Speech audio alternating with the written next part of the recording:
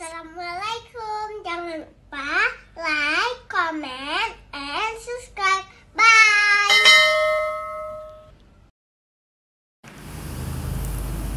Bismillahirrahmanirrahim. Assalamualaikum warahmatullahi wabarakatuh. Alhamdulillahi rabbil alamin. Wassalatu wassalamu ala asyrafil anbiya'i wal mursalin wa ala alihi wa ashabihi ajma'in. Raditu billahi rabba wa bil islami dina wa bi Muhammadin nabiyya wa rasula. Rabbi shrah li sadri wa yassir li amri wahlul 'uqdatam min lisani yafqahu qawli. Allahumma ja'al jam'ana hadha jam'an marhuma wa tafarruqana min ba'di tafarruqan maksuma. Kaum muslimin dan muslimat sidang jamaah subuh yang dirahmati Allah, kita lanjutkan kajian kita pada kitab Riyadhus Shalihin yang dikarang oleh Imam An-Nawawi. Kita sudah sampai pembahasan ke-6. Jadi judulnya Babut Taqwa. Jadi pembahasan tentang takwa. Takwa itu apa sebenarnya? Jadi kita yang mengatakan at-taqwa hahuna, saya sudah bertakwa.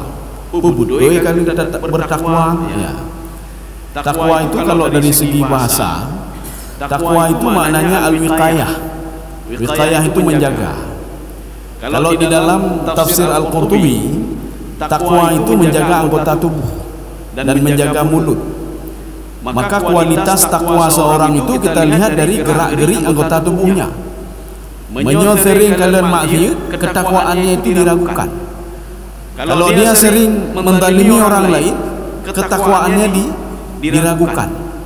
Kalau dia sering demenak agam, itu ketakwaannya diragukan.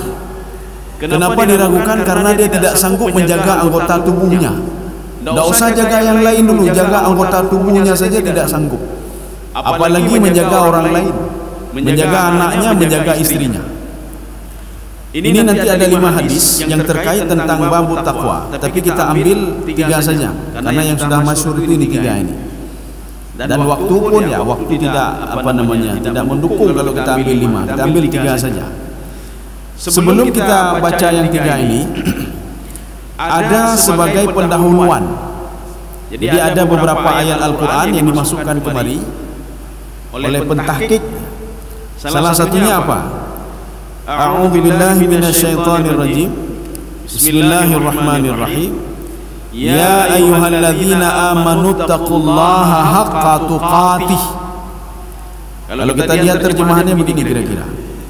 Wahai orang-orang yang beriman, bertakwalah kamu kepada Allah sebenar-benar takwa. Ini ayat ini ketika turun, para sahabat berlomba-lomba untuk beribadah. Nah, yang tahajud lagi, ada yang puasa terus, ada yang bersedekah terus. Artinya ibadah kan jelek-jelek, karena tidak disanggupi oleh sebahagian manusia. Hai, kita beribadah sepanjang malam, tidak sanggup kita. Tak sanggup kita bersedekah terus. Anak apa yang kita nak bersedekah tebi-tebi.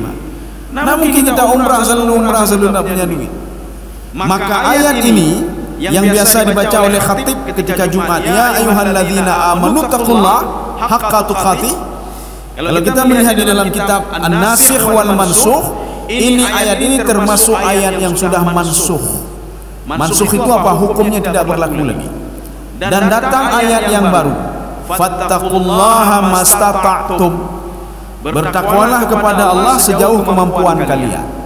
Umalun ilmu bedah malamnya witir seborakaat mentang jun hana bubu. Witir seborakaat. Ulun tahajud sekian hana bubu.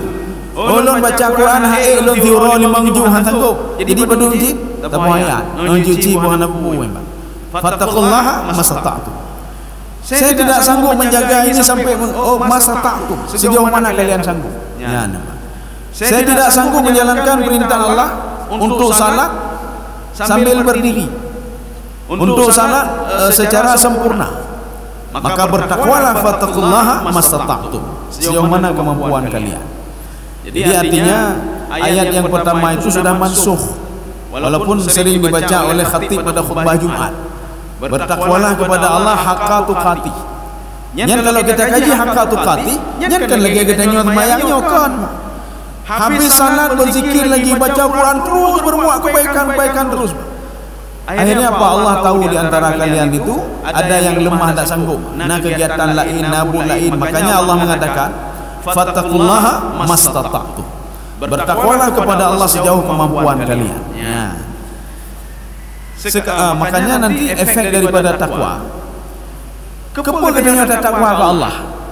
Untuk apa kita menjaga tangan, menjaga mulut, menjaga anggota tubuhnya? Kepul ini. Untuk apa kita bertakwa kepada Allah sejauh kemampuan kita? Maka di dalam ayat lain Allah mengatakan, "May yattaqillaha yaj'al lahu makhraja wa yarzuqhu min haitsu la yahtasib." Barang siapa yang bertakwa kepada Allah, menjaga mata, menjaga tangan, menjaga hati, menjaga perut, menjaga kaki dan anggota tubuh yang lain, maka akan diberikan jalan keluar setiap dia ada masalah. Jadi katanya sebagian orang pekan hana-hana gejuk jalan keluar. Cara mang kita boga mati ini. Kenapa tidak ada jalan keluar? Mata masih buat maksiat. Kenapa tidak ada jalan keluar? Bapak makan boga mati ini, Pak. Hati juga masih buat maksiat. Bagaimana tunjuk jalan keluar oleh Allah Subhanahu wa taala? Maka kita jaga dulu anggota tubuh. Ini sebelum kita masuk hadis tentang takwa itu sebenarnya bagaimana? Apa itu hakikat takwa? Sekarang kita lihat yang pertama. Hadis ini dari Abi Hurairah. Ketika itu Abi Hurairah radhiyallahu anhu, beliau bertanya. Beliau mengatakan qala an Abi Hurairah radhiyallahu anhu qala. Qila, ada yang mengatakan lafaznya begini, ada yang mengatakan bukan begini. Nah, ini kalau qila. Ya Rasulullah, man akramun nas. Wahai Rasulullah, siapa manusia paling mulia? Ya, yang paling mulianya engkau. Kalau di dalam Al-Quran secara umum Allah mengatakan manusia kalau dibandingkan dengan jin, dengan setan, dengan iblis, dengan malaikat, itu lebih mulia manusia. Wa karramna bani Adam. Saya manusia itu saya muliakan kata Allah dibandingkan makhluk-makhluk yang lain. Jadi artinya kalau dibandingkan dengan malaikat, yaitu selain manusia, itu lebih mulia. Itu masih umum. Secara khusus, ketika ditanya oleh Abi Hurairah, man akramun nas, Rasulullah menjawab attaqakum. Orang yang paling bertakwa di antara kalian dia yang paling mulia. Jadi kan ibadah hebat kan, kupu ibadah hebat, hana tidak ikhlas dalam beribadah. Oh dia orang banyak bersedekah, kupu sedekah, tetapi menyakiti hati orang lain. Makanya ketika Nabi Isa berjalan di atas air, ditanya oleh kaum Hawariyun, kaifa tamshi 'alal ma'? Bagaimana bisa jalan di atas air? Apa kata Nabi Isa? Ittaqillah. Bertakwalah kamu kepada Allah. Makna kalimat itu apa? Kalimatnya pendek tapi mengandung makna yang luas sekali. Kalau kamu mau menjaga anggota tubuhmu, kalau kamu mau beribadah kepada Allah, kalau kamu mau bertakwa kepada Allah Subhanahu wa taala, kamu akan diberikan apa saja oleh Allah, termasuk berjalan di atas air. Yang hati gelih. Jadi menyuhati kuto bagaimana aja ada kecuali dengan bantuan syaitan dan jin atau iblis. Kaum muslimin sedang jemaah yang dirahmati Allah. Sekarang kita masuk hadis yang kedua. Walaupun nanti ada sebahagian saat ini hadis ini kelanjutannya begini. Faqalu, sahabat mengatakan, kalian yang kamu tanya oleh Rasulullah, bukan itu yang kami tanya.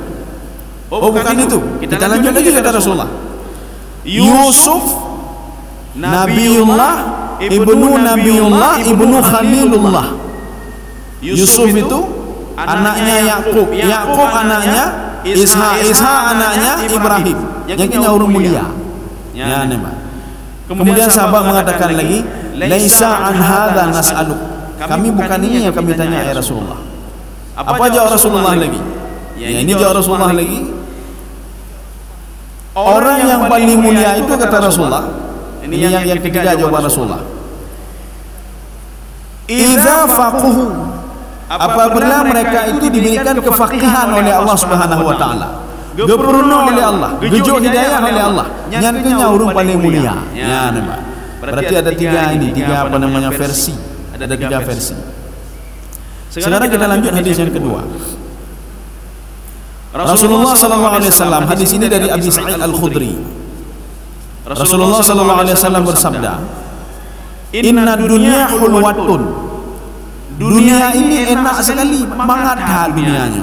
Kiban mangat, na jabatan mangat, napeng mangat, lepeng mangat, hidup sehat mangat. Khadirah ini ibarat daun hijau.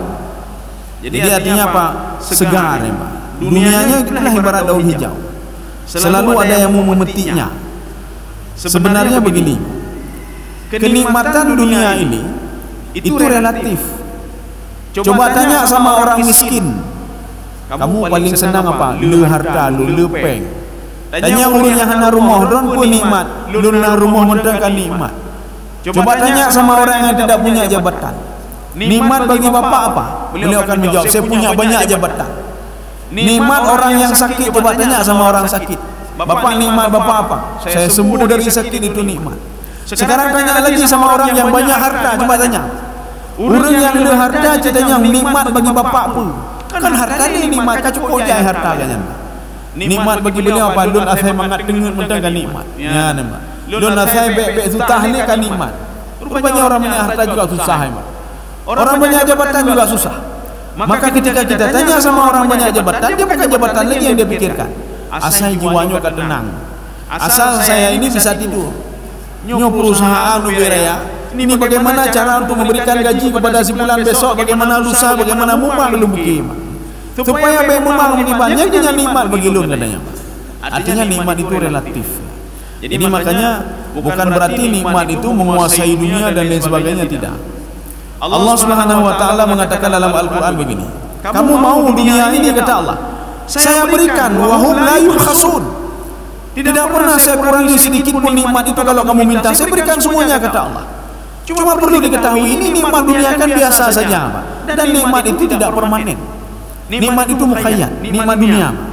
Maka orang yang terus mengejar dunia orang bodoh namanya. Yang dia kejar nikmat sementara.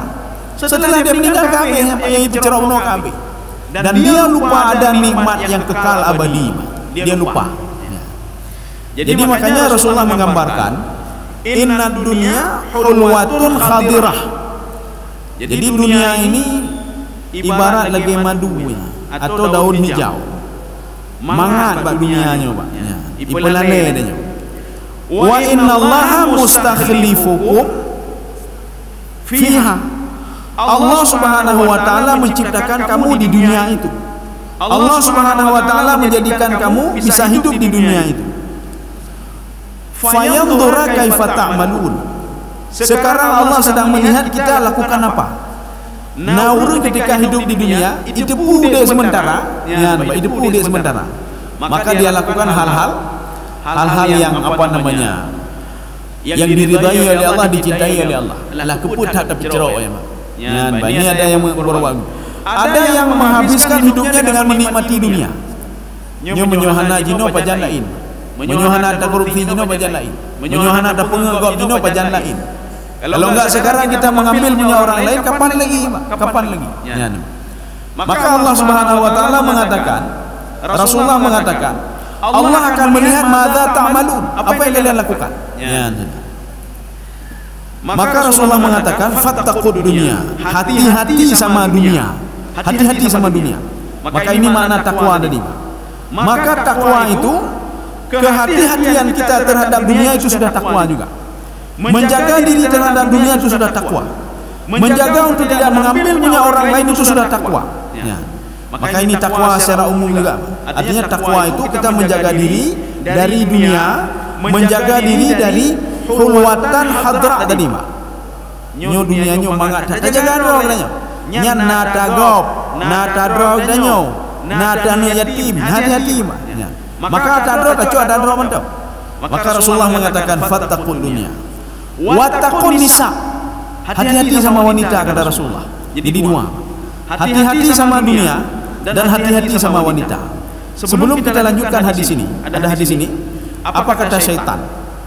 Ini ada di dalam kitab Sirajul Talibin, syarah dari Minhajul Abidin. Apa kata syaitan? Imra'atun sihami la tukhti. Wanita itu adalah tombakku yang tidak pernah meleset ketika aku menggoda manusia. Saya ulangi lagi. Ini kata-kata syaitan ini. Syaitan mengatakan seorang wanita itu adalah ibarat siham. Siham itu tombak. La yukhti, la tukhti. Tidak pernah salah kata Rasulullah SAW. Kata iblis. Ketika saya menggoda manusia, saya goda melalui wanita, tidak pernah keliru kata iblis. Maka Rasulullah berpesan, fattaqud dunia, hati-hati sama dunia ini. Kita pilah-pilah dulu. Biar sampai gara-gara dunia yang mukayan ini kita kan leleng dunia ketuang kan. Tujuan dia yang nalong selanjutnya. Kemudian yang kedua, fattaqun nisa, hati-hati sama wanita. Kenapa hati-hati sama wanita? Kita lanjut. Fa inna awwala fitnatin Bani Israil. Bani Israel itu pertama sekali diuji oleh Allah Subhanahu wa taala. Karena fin nisa, itu pada wanita. Yang Syekh Bal'am Pak tahu indang sih Pak. Syekh Bal'am. Kemudian ada beberapa Bani Israel yang lain juga wanita juga. Makanya Nabi Musa alaihissalam, ini ada di cerita ini di dalam tafsir Ibnu Katsir. Pada suatu hari Nabi Musa alaihissalam naik ke tempat yang tinggi. Apakah itu bisa bukit atau batu? Ketika itu beliau berceramah di depan Bani Israel tentang kebaikan dan berbuat baik. Rupanya saudaranya Qarun benci kepada Nabi Musa alaihissalam. Akhirnya dia mengutus seorang wanita, bahkan benci ke Nabi Musa. Ditiro gejak utusan Nabi Musa kepada Qarun untuk minta zakat. Bengeh Qarun, harta lon, mandu mata lon, yang happy lon. Kenapa mesti saya keluarkan zakat? Ini kan duit saya ini. Maka karena setiap hari mendatangi, akhirnya apa kata Qarun? Siapa di antara kalian para wanita yang mau mengakui kalau Musa sudah berzina dengan dia? Kalau bisa dia naik ke atas panggung itu bersama Musa, akan saya berikan sebagian harta saya untuk dia. Siapa yang tidak mau? Akhirnya datanglah seorang wanita Bani Israel itu. Dia naik ke atas bukit atau ke atas batu, berdampingan dengan Nabi Musa alaihissalam. Apa kata wanita itu? Wahai Bani Israel, untuk apa kalian mendengar perkataan Musa? Dia sudah berzina dengan saya. Dia sudah berzina dengan saya. Di dalam syariat Taurat, orang yang berzina itu harus dirajam.